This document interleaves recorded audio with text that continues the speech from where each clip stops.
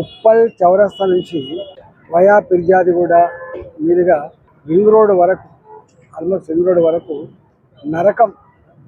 ఈ రూట్లో ప్రజలు రావాలంటే భయపడేటువంటి పరిస్థితి. ఉత్తర తెలంగాణకు సర్జిక్ రోడ్ కింద ఉన్నటువంటి ఈ రోడ్డు కేంద్ర ప్రభుత్వం నేషనల్ హైవే అథారిటీ వాళ్ళ ఆధ్వర్యంలో ఇక్కడ ఒక ఫ్లైఓవర్ వేసి ఈ ప్రజలకు క్షణాల మీద రింగ్ రోడ్డుకు చేరుకునేటువంటి అవకాశం కల్పించాలని చెప్పి వందల కోట్ల రూపాయలు శాంక్షన్ చేస్తే కాంట్రాక్టరు దివాలా తీసి, కాంట్రాక్టర్ చేతులెత్తేసి, కాంట్రాక్టర్ సతాయిస్తే స్వయంగా నేను లోకల్ మంత్రి గారు విజిట్ చేసి మన నితిన్ గడ్కరీ గారు వచ్చినప్పుడు వాళ్ళు నివేదించుకున్నాం.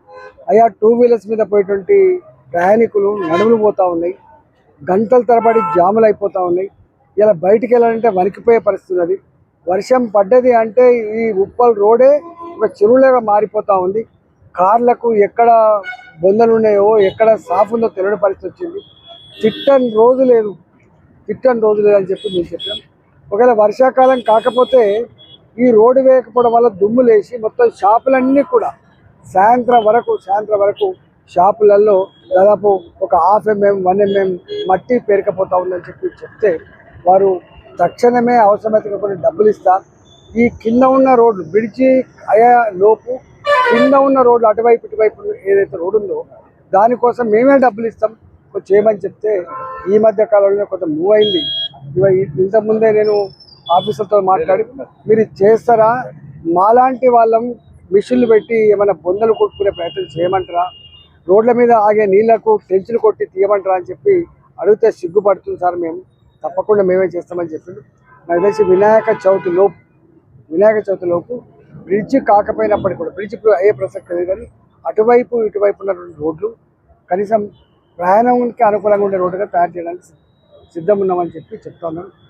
మేము కూడా రోజువారీగా పనిని పర్యవేక్షించి ఈ పని అయ్యేటట్టు చూస్తాం. ఇటువైపు బీటీ రోడ్డు ఫార్మేషన్ కాకపోవడం వల్ల కొన్ని రోజులేమో అండర్ గ్రౌండ్ డ్రైనేజీ సరిగా లేదని, కొన్ని రోజులేమో బిల్డింగ్లకు కంపెన్సేషన్ రాలేదని, కొద్ది రోజులేమో కొంతమంది బిల్డింగ్లు కూలగొట్టలేదని అంటే దీనికి ఉన్నంత జ్ఞానం, ఈ రోడ్డుకున్నంత జ్ఞానం ఎవ్వరికి లేదు కావచ్చు.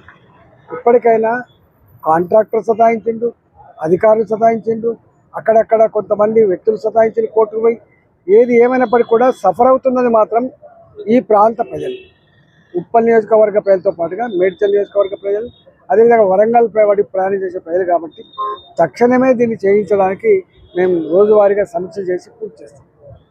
మొత్తానికి ఒక 3-4 months అయితే సార్, కంప్లీట్ టోటల్ 6 months పడుతుంది. ఇది